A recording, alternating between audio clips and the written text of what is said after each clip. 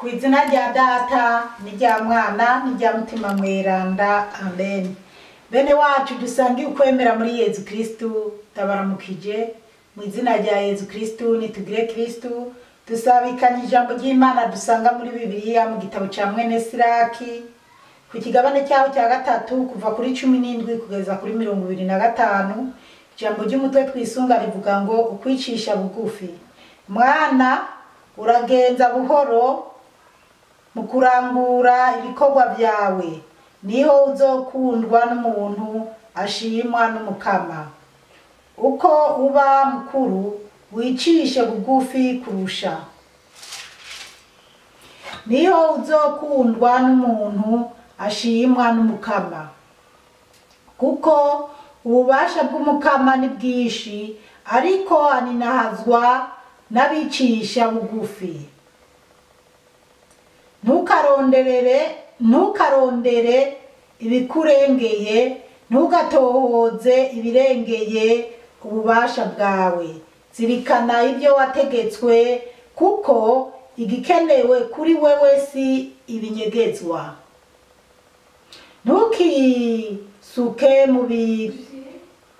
Ntukisuke mu bikorwa bikurengeye, kuko ibintu umaze kubona birengeye ubwenge bw'abantu. Nkako benshi barahubishijwe n'ivyiyumviro byabo, umwikeko mubi nawo ubayobeza ubwenge. Bakristu bene wacu, iri ni ijambo ry'Imana, dushimiye Imana, haleluya, amen. Bana b'Imana, turazirikana mu gitabo ca mwene Siraki ukwicisha bugufi, uko dukwiye kwicisha bugufi. 17 havuga ngo mwana uragenza buhoro mu kurangura ibikorwa byawe. Mwana uragenza buhoro mu kurangura ibikorwa byawe. Mwene Siraki araduhanura kwitwara buke buke iyo turiko turarangura ibikorwa byacu, tukabanza tukitonda, kuko ushobora kwitwara nabi ukigenza kutariko, ugasanga wabikoze nabi, ugasigara urirogirita wamaze kubyonona. Niho uzokundwa n'umuntu ashimwa n'umukama. Igihe uzoba uri kurarangura ibikorwa byawe neza witonze, ukabikora neza, icyo gihe abantu bakunda Imana, abantu bubaha umukama bazogushima, bazokunezerererwa, bazobona ati ujya muntu yitwara neza, kandi ibyo akora byose abikorana ubwenge. 18 haravuga ngo uko uba mukuru wicishe bugufi kurusha.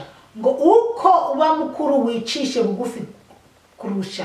Mbese uracyari mu myaka 10, ugeze mu myaka 12, 15, mbega iyo ukiri mutoya abandi barakwerekera inzira ukwiye gucamo. Ariko umuntu aba umwana iyo akiri munsi y'imyaka 18, niho barura ko ari umwana. Ariko hasa umwana akiri munsi y'imyaka 10, bibonekana ko agikeneye abamwerekera inzira. Iyo ageze mu myaka 12 aba ari karapanda mu mutwe. Iyo ageze mu myaka 18 yemerewe gushaka umugabo cyangwa gushaka umugore. Aho biba biboneka ko akuze, agomba kwigenga, akaba yomenya inzira agomba gucamo. Rero nyimba uko uterwa mu mukuru, kugenda uja mu myaka wari 18 ufise uburenganzira bwo kurongora canke kurongorwa. Raba uko ugomba kwitwara, n'ingene ugomba gukora ibintu byawe, imigambi yawe uri kurakora uyikore neza, ibi migambi myiza, amaproje meza, atari imigambi y'ubutinganyi, atari imigambi y'amafactory yo gukora amafilime y'urukozasoni, atari imigambi ya gitolife yo gucura abantu n'ibintu bibi. Imigambi myiza yawe tangura. Nyimba ugiye kuba umuhanzi cyangwa umuhanzikazi cyangwa umuririmbyikazi, wiririmbire indirimbo z'Imana nziza, kuko bajya baririmba indirimbo z'isi. Hari indirimbo baririmba ugasanga ari wowe wese arakavuga ati oh umva izo ndirimbo baririmbye. N'abandi baririmba indirimbo yaririmbye indirimbo yigisha abantu, yaririmbye indirimbo izana abantu ku Mana, abantu barayumva bakumva ko bakwiye gukurikira inzira nziza ijana mu ijuru. Rero gutyo abantu bakunda Imana bukuri, abakristu nyabo baca bakubonamo ikintu kidasanzwe, bakakubonamo koko uri umwana w'Imana. Niho uzokundwa n'umuntu ashimwa n'umukama, ngo niho uzokundwa n'umuntu, uwo muntu akundwa n'umukama, ashimwa n'umukama, azwi n'Imana by'ukuri. 20 haravuga ngo kuko ububasha bw'umukama ni bwinshi, ububasha bw'umukama ni bwinshi, niko kuri. Ntukarondere ibikurengeye, ntukarondere ibikurengeye, ntugatohoze ibirengeye ububasha bwawe, ngo ntukarondere ibikurengeye. Bana b'Imana rero, abantu benshi rero muri iki gihe turondera ibiturengeye. Nukuri nta muntu ashima urugeragezemo. Abantu benshi bari kwiruka n'ibyishi, naho yoronka ntashobora kubona ati uko biri kose ibi byombumba, ibi birampagije. Eka umuntu agwavyuka arondera kupanga byinshi. Rero ikibabaje, bamwe bagaca babironderera mu migambi yo guhemuka, mu buhemu. Kasanga umuntu yarubatse inzu, arayubaka neza ati aka n'akabare, agaca apanga mwako kabare kiwe ibyumba by'abamaraya. Kandi umuntu yubatse akabare agashiramo ibyumba by'ingenzi canke by'abamaraya, byumvikane ko uwo si umuntu yapanze umugambi nyawo. Oya, uwo muntu yapanze umugambi w'abazoza baraza kuhasambanira, kuhakorera ubuhumbu, kandi uwo muntu Imana ibimusanzemo ntazoja mu ijuru. Oya, bana b'Imana, harabo nigeze kubabwira ntekerereza jewe, nigeze kubaka inzu Bujumbura. Inzu Bujumbura ndayubaka, iranahera neza, inzu yaheze vrema. Nayubatse ko izobamwo idepo yo gupangamwo ibiyeri n'izindi nzoga mbese zigezezweho. Mugabo hakaba hariko n'inzu yo gupanga irimo n'ibyumba, nk'umuntu w'umupanga yakaba yoyipanga, iriko na kioske menya zibiri canke imwe sinibuka. Basi iyo nzu ndayuzuza neza, mbona ko nzoyikoreramo ibyashara kweri, kandi nkumva ko mfatishije. Ijoro rimwe canerekwa umumarayika aza nyimba ntoye gusa nabonye nisanze ndi kumwe n'umumarayika, twinjiye mu ishengero. Mu isengero twinjiyemo, abantu bariko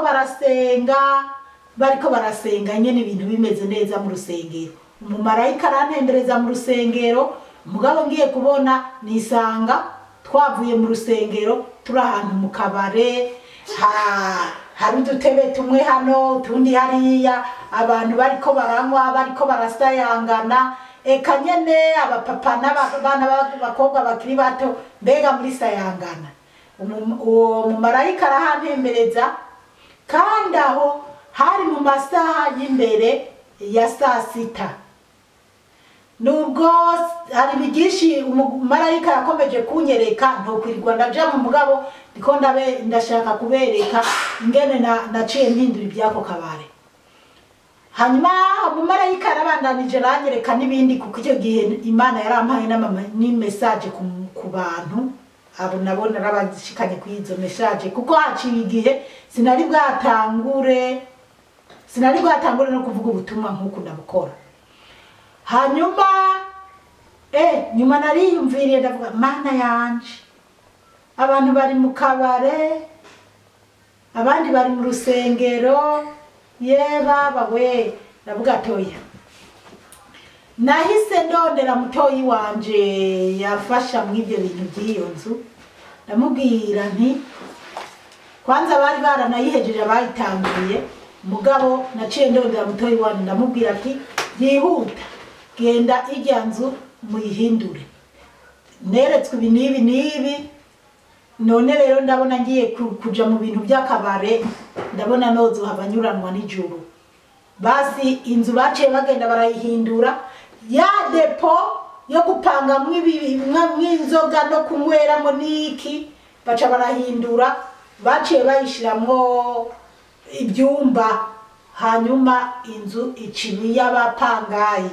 ukuvuga rero abantu iyo bashaka nk'ubu mbese irimo abapangayi bayipanga bakariha ku kwezi rero abana b'Imana kandi nzi kandi abantu bose bampangiye bafise itegeko ko ata muntu adandariza inzoga mw'izo nzu zanje nta udandarizamwo inzoga oya kiretse amafana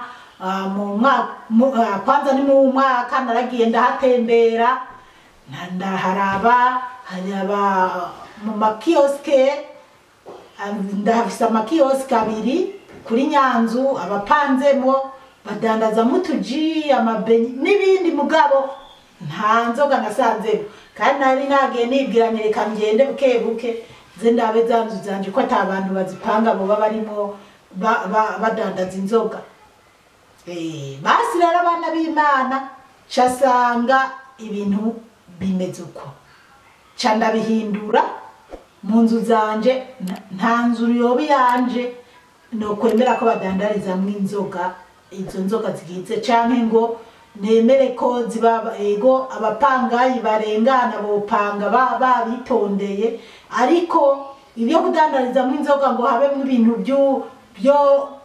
by'abantu baza kuryama basohoka batazwi nabyo sindabikunda turabe rero neza kugira tumenye ingene dukontorora ibintu byacu kugira abantu bazwi n'Imana baba ari bo babishima kandi ubwenge bwacu ntibukatujane kure y'ibyo twogombye kuba twiyumvira kuko ubwo hari igihe umuntu yiyumvira ibintu bibi watangwe wiyumvira ibintu byiza ukabipanga mugabo ukarengera ugasanga ugeze kure Imana yo mu ijuru dutabare cyane twari hano kuri 20 havuga ngo kuko ububasha bw'umukama ni bwishi ububasha bw'umukama ni bwishi ariko aninahazwa n'abicisha bugufi ububasha bw'umukama ni bwishi umukama ninahazwa n'abicisha bugufi abantu bishima birata bambara nabi bifata nabi ntabwo baninahaza umukama 2:7 haravuga ngo ntukarondere ibikurengeye nabaye usubira inyuma ntukarondere ibikurengeye ntugatohoze ibirengeye ububasha bwawe aho nari navuze 2:2 zirikana ibyo wategetswe kuko igikenewe kuri wewe si ibinyegezwa zirikana ibyo wategetswe ibikenewe kuri wewe si ibinyegezwa abantu benshi baraja mu kazi bakabategeka ibintu bagomba gukora mugabo ugaca usanga muri ka kazi barimo bariko baranotora abantu bamba barire se kwirasira Uburundi ariko kubera Uburundi nabuvukiyemo canke ndabuza aribo tuvuga rumwe canke nzi ingene bimeze mu Burundi bwacu hari ruswa nyinshi cyane buriya rero mu minsi yaze ndi Burundi nararavye ukuntu ibitoro biba byarabuze ugasanga turiko turakoresha igitoro cya magendu naho nurumva umuntu afise amahera niwaronka icyo gitoro cya magendu babandi bacengera bakamenyere bagihigahiga ukakigura amahera meza hanyuma nkaraba ukuntu tuba turiko turagenda mu mamodoka twipakije canke se nyene ugasanga abantu barengeje ibyo leta itegeka, ugasanga ugeze ahantu bagufashe umupfumbatishije amahera urigiriye. Je rero ikintu ushaka kuvuga cyane navuze ntariko se mu Burundi vraiment nta bantu bashobora kwiyumvira ati tureke kuza turajya ruswa.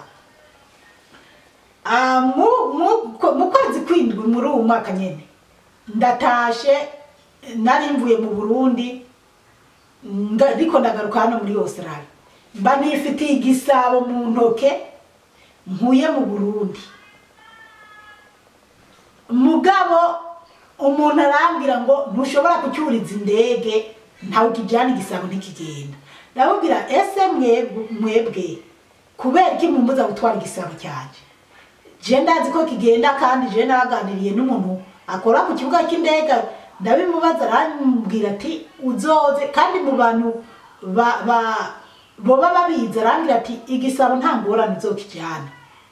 Mugabo uwo muntu ngo utampaye ntukirenganya gushika naho uwo muntu arakara nyene. Hanyuma sinzi nababwira none ko namaze kwinjira amahera nari ifise akaba bayasubiranye inyuma y'amarundi uragira ndabigenze gute ngo yaranje. Erega naciye ndamuha inamba z'umuntu azorondera kugira amuha amahera andeke ntwari cyo gisabo cyanje. Kandi uwo muntu ndanamubwira ni hari umuntu yari yafashe byagenze ukuntu ariko niyakurondera ntugire icyo umwihorere kuko yanzengereje. Ariko uwo muntu yarambwiye ati yaramurikiranye impaka ndamusorore basi. Kandi saho gusa sinzi ubundi yari yambwiye ngo mu mabegi yawe ngo harimo ibintu ngo urumva ngo ibwirize. Rero urumva navuze none abarundi bose nizana nimpa ibyo n'ibintu president wacu w'igihugu bimuhangayikishije. Ni bake mu Burundi bamufasha kugwanya abo bantu, kugwanya ruswa. Hari ibintu nenga mu bihugu biteye imbere, hari n'ibindi ndahashima kubera nko muri Australia ntiwoza guha umuntu ruswa vraiment ngo nta ruswa ihari pe. Hari ibindi byabo bindi nyene ntohuza nabo, ariko ruswa yo ndabemerera ko ata ruswa zihari cyangwa atagucisha umuntu ku wundi ngo ujya n'umutegetsi ngo ariko arihuta reka namucishe ku oya. Ibintu byose bigenda ku murongo. Iyo ugiye kwa muganga nta byo kuvuga ngo baragucisha kuri uyu ngo naho yoba ari minisitiri cyangwa perezida ntibashobora kumucisha ku bandi oya. Ariko mu Burundi ukira kubuzi babonye gusa kuri n'umwana wa naka bakagucisha ku bandi, si byiza. Kubera umuntu akora ibyo nta jura zinjiramo. Nyimbura ahantu ari wowe ugomba ujejwe kwinjiza abinjira kubonana na muganga. Kirazira kubona zipora ngo nuko avuye Buraya ngo ndamuzi ucumucisha kuraba aca agenda hanyuma abandi bagitonze nabo bazindutse. Ibyo rero Imana ntibinezererewe. Abajya ruswa Imana ntibakunda, abacisha abantu ku bandi Imana ntibemera. Kora neza aho bagupanze, uhapange neza, uhakore neza, ureke gukora ibinyuranye n'amategeko. Ntukisuke mu bikorwa bikurengeye, ugomba gukora ibi. Hari igihe umuntu nyene aja mu bikorwa agakora ibikorwa bimurengeye. Duciye dufata nk'akarorero, umuntu arashobora kuba afise ubuzi bubiri. Ngaha mu bihugu biteye imbere hari abantu bafise ubuzi bubiri, akaba afise akazi ko guhera saa 3 zo mu gitondo kugeza saa 8 zo ku mutaga agaca ataha. Akaba afise akandi kazi kaza gutangura saa 4 z'ijoro kakaza guhera nka saa 7 z'ijoro nakakagatora, hanyuma saa munani akaba atashe kandi bukeye saa tatu akaza gukora akazi.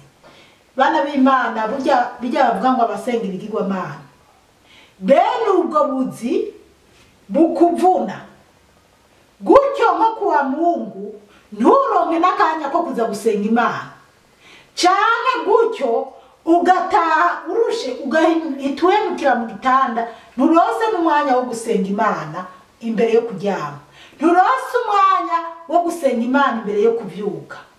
Aho rero wibereye mu bintu birenze bikurenze kandi bitariko birakujana mu ijuru, ahubwo uri kurasenga ibigirwamana by'amafaranga.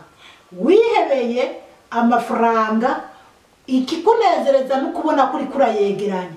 Wibuke ko sinzi umugani baca mu Kirundi ngo nkoresha imwe yaguye mu ngemero.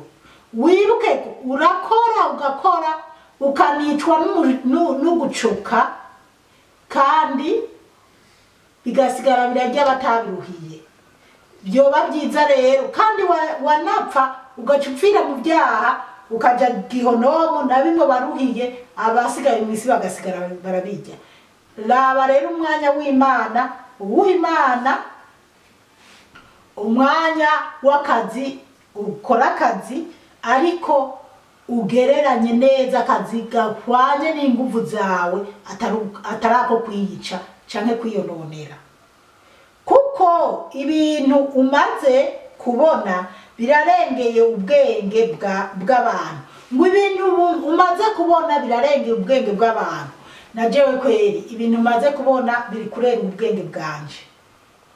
Kubera nk'ubu ndiko ndaraba nk'ubu muri iyi myaka biriko birihuta. Nk'ubu maze kubona ihinguriro rya Gitolifu babandi bavyarira mu mamashini. Ibyo birandengera nkibaza aho Imana yicaye mu ijuru iriko irabiraba, nkumva umutima wanje urashengutse. Abahungu baza kwihindura abakobwa, ibyo birarengeye ubwenge bwanje kandi birengeye n'ubwenge bw'abantu. Abaza kwihindura abahungu barabakobwa, ibirobo biri kubana n'abantu bikaba abagabo canke abagore. Abakobwa bari kugira mariage mw'isi. Hari akavideo shaka kuzovuga ko umukobwa n'ubundi bariko baragira mariage, mugabo nyina w'umukobwa arababara ati jiri ibintu sindi ndavyaze hera n'umusaraba mu rusengero. Abakristo dusenge cyane, ibintu birakomeye. Nubwo ibyo byose ndabiraba nkumva birengeye ubwenge bwanje, nkahita nibaza none Imana yo mu ijuru iriko iratwihweza, yihweza ibyo kuri Nowa, yihweza ibyo kuri Sodoma na Gomora, mbega ibyo muri twebwe rero turanagowe kandi tugowe. Abo kuri Nowa ntawe ari yaje kubacungura, kuri Sodoma na Gomora ariko twebwe gamana Yesu yavuye mu ijuru. Mugabo basha nagende Satani afise amayeri menshi kweri. Satani n'umuja afise amayeri menshi. Satani ari kwereka Yesu uti nubwo biri uko, ati reka nkwereke uce hasi nce hejuru. None gasha bite dukurikire Yesu, ntacyo Satani aguma tubesha. Nareke kudubesha atsindwe kubw'amaraso ya Yesu Kristo. Bana b'Imana birarengeye ubwenge. None nyimba bamwe b'abakristo bibona biriko biraturengera, Imana iri mu ijuru yoyo irikira bibona gute? Twihutisha 24 havuga ngo nkako beshi barahubishijwe n'ivyiyumviro byabo, ngo nkako beshi bahubishijwe n'ivyiyumviro byabo. Abantu beshi yumvire rero wa mukobwa yiyumvira ati naramwe nabi ngomba kuba umuhungu, agacoza kwishira ku gitsina ngo n'uburenganzira bwiwe. Umukobwa ati naramwe nabi agacoza kwigira umuhungu ngo n'uburenganzira bwiwe. Aho umugabo ati ngomba gutora umugabo nkanje nta ngorane. Yesu wo mwijuru we, Imana dutabare cyane. Murabyumva bana b'Imana? nkako benshi barahubishijwe n'ibyiyumviro byabo benshi urumva si bake nyimba ari benshi muri iki gihe cyo kuri mwene Sirake muri iki gitabo cy'ubwuzure bwa kera iyumvire mu bwuzure bushasha iyumvire twebwe abantu b'iki gihe mana yo mwijuru we tutabara duhe gutahura cyane ibihe turimo bana b'Imana ibintu birakomeye nyamara twumvira Imana umwikeko mubi nawo ubayobeza ubwenge ngo umwikeko mubi nawo ngo ubayobeza ubwenge Zipora niketse ati ibyo aribyo byose hari ahantu ntagororotse hari ahantu bitameze neza burya no kubita kwa mahereni nkaza ndamura yandagera aha nocamba mwiza gusumba aho niketse ko bambona ko ntari mwiza ndiko ndiyongera kuko biri kose nogira ibyo nishira kwaha ingohe no zihindura uko biri kose zingohe Imana yandemeye ntabwo zimeze neza ngomba kuzihindura uko biri kose uko bagwanje kweri ati iyo mbu umuhungu niho nari kubasawa ndafise amafaranga uko biri kose none n'abadafise amafaranga Satani yarinza gushiramo uwo mutima ntaburiya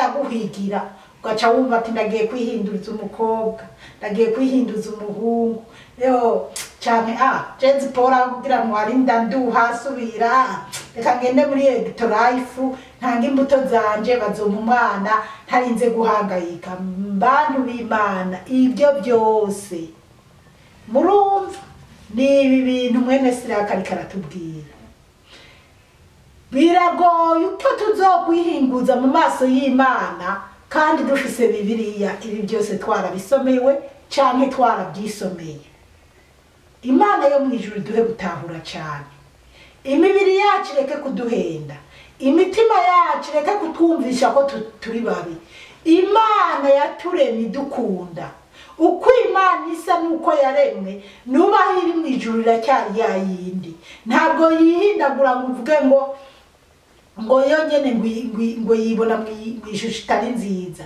Imana yonyene ngo yabwiye Yezu na mutima wayo ati turema abantu mwishusho yacu ikira twiyumvira kiraturema mugabo twebwe abana b'abantu tuca turi hageze dutangura kwiraba turabona ati oya burya nogenda guhiga gahama nkagasya neza nkiswa ko mu maso nocamba inzobe hari abantu benshi bihindura bumva kumenga baremwe nabi nukuri ntabwo Imana yakuremye nabi yarakuremye neza ko wagiriwe ubuntu Imana ikakurema ukavuka ukanura ishire mu mwanya wabajya bavutse batabona canke bajya bigeze kubona nyuma bakaba impumyi ishire mu mwanya wabajya bavutse ari bimuga batabasha gutambuka mugabo bakabaho bashima Imana mugabo wowe Imana yarakuremye neza ariko nyuma warihindaguye wishira kwibyo uriyambira uko ushaka kose